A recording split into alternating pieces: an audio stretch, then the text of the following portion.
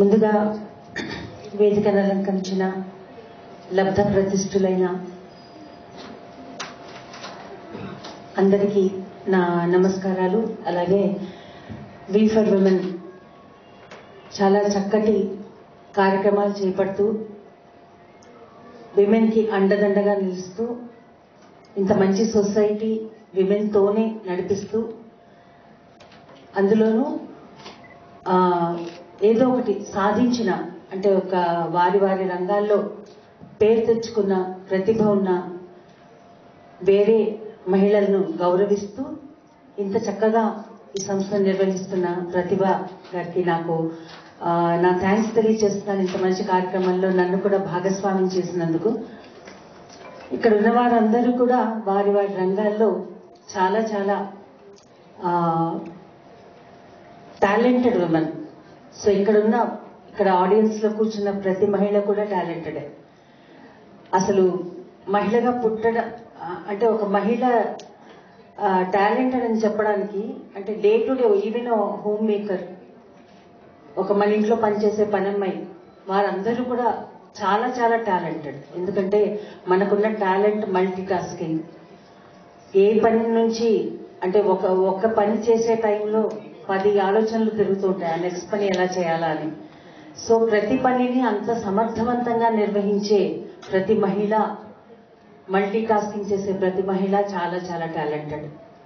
So వీరందరిలాగా నేను ఎక్కువ మాట్లాడలేనేమో, కానీ ఆవిడ ఎన్నుకున్న చెప్పిన ఒక విశేషాన్ని చెప్తాను. సింగర్ గా నేను దాదాపు 35 ఏళ్ళు ఇండస్ట్రీలో, ఫిల్మ్ ఇండస్ట్రీలో.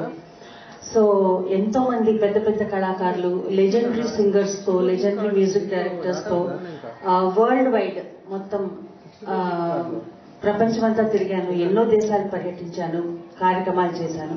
అవన్నీ ఒక ఎత్తు అయితే, లాస్ట్ ఒక 2 టర్మ్స్ నుంచి మా సినీ మ్యూజిషియన్స్ యూనియన్ విచ్ ఈస్ అంటే ఫిల్మ్ ఫెడరేషన్ లో ఒక భాగం అన్నమాట. సినిమా 24 క్రాఫ్ట్స్ తో తయారవుతుందని మీకు తెలుసు. 24 క్రాఫ్ట్స్ లో ఒక భాగమైన, ముఖ్య భాగమైన సంగీతం, సినీ సంగీతం, దానికి యూనియన్, అది మేము ఫిల్మ్ ఫెడరేషన్ లో ఒక భాగం. నేను ఆ బాధ్యతలు చేపట్టినప్పుడు అంటే అనుకోకుండా నేను దాంట్లోకి లాగబడ్డాను అనమాట. నాకు యాక్చువల్ గా యూనియన్ ఎలా నడుస్తుంది, ఇటువంటి లీగాలిటీస్ కానీ దాన్ని ఎలా చేయాలి అన్నది కానీ ఎక్కువ తెలియదు. సో ఆ టైంలో అనుకోకుండా నేను దీంట్లోకి ఎంటర్ అయ్యడం జరిగింది. అప్పుడు కూడా ఒక ఓటింగ్ తో చాలా చాలా భారీ మెజారిటీతో నేను గెలవడం జరిగింది ఫస్ట్ టైం. Thank you. ఆ తర్వాత దాదాపు 1500 మంది సినీ సంగీత కళాకారులు, మ్యూజిషియన్స్, సింగర్స్, నేపథ్య గాయకులు, అలాగే సంగీత దర్శకులు, వీరందరితో కూడిన ఒక సమూహం. అప్పటి వరకు నేను బాధ్యతలు తీసుకునే వరకు మా యూనియన్ కి ఒక రెస్పెక్ట్ కానీ ఒక ఐడెంటిటీ కానీ లేదు. యూనియన్ ఉంది, బట్ ఎవరు మీటింగ్స్కి వచ్చేవారు కాదు, ఎవరు పాల్గొనేవారు కాదు. అసలు యూనియన్ యాక్టివిటీస్ లో అసలు ఏమవుతుంది, యూనియన్ ఉందా అన్నట్టు ఉండేది అనమాట. ఆ 2 years నాకు ఒక 2 years పట్టింది వారికి అంటే మా యూనియన్ మీద ఒక రెస్పెక్ట్ తేవడానికి. ఆ 2 years నాకు చేతికి వచ్చినప్పుడు మా బ్యాంక్ బ్యాలెన్స్ 42,000, మా యూనియన్ బ్యాంక్ బ్యాలెన్స్ 42,000. ఈ రోజు అది 60 లక్షలు. సో చాలా కష్టపడి నేను ఒక్కదాన్ని చేశాను, నన్ను మా టీం అందరూ కష్టపడ్డారు. But I took the initiative. ఎందుకంటే నేను యాక్చువల్ గా అప్పుడు ఏ పని చేయకుండా అలాగే ఆ యూనియన్ ని కొనసాగించినా కూడా ఎవరూ అడగరు, ఎందుకంటే ఆ యూనియన్ మీద ఎవరికి పెద్ద అవగాహన, రెస్పెక్ట్ లేదు. బట్ ఈ రోజు ప్రతి మీటింగ్ కి అందరూ హాజరవుతారు, ప్రతి వాళ్ళు యూనియన్ లో ఏమవుతుంది అని కనుక్కుంటూ ఉంటారు, ప్రతి వారు ప్రెజెన్స్ ఇస్తారు మా టీం ని. ఎందుకంటే అంటే ఫండ్ అనేది చాలా ముఖ్యం. యూనియన్ కి ఫండ్ తేవడానికి నేను దాదాపు ఒక ఫండ్ రైజింగ్ కార్యక్రమాలు 2-3 చేశాను. దాంట్లో నేను చాలా గర్వంగా ఫీల్ అయ్యే ఒక కార్యక్రమం ఏంటంటే, బాలుగారి నుంచి తర్వాత 18 మంది మ్యూజిక్ డైరెక్టర్స్, దేవిశ్రీ ప్రసాద్ నుంచి తమన్, మణిశర్మ గారు, కోటి గారు, ఇలా 18 మంది మ్యూజిక్ డైరెక్టర్స్, 40 మంది సింగర్స్, 40 మంది మ్యూజిక్ డైరెక్టర్స్ తో ఒక ప్రోగ్రామ్ అంటే నా భూతో నా భవిష్యత్తు, అంతమంది కలయిక మళ్ళీ ఏ వేదిక మీద అవదు అన్నంత రీతిలో చేయగలిగాము మా టీం వర్క్ తో.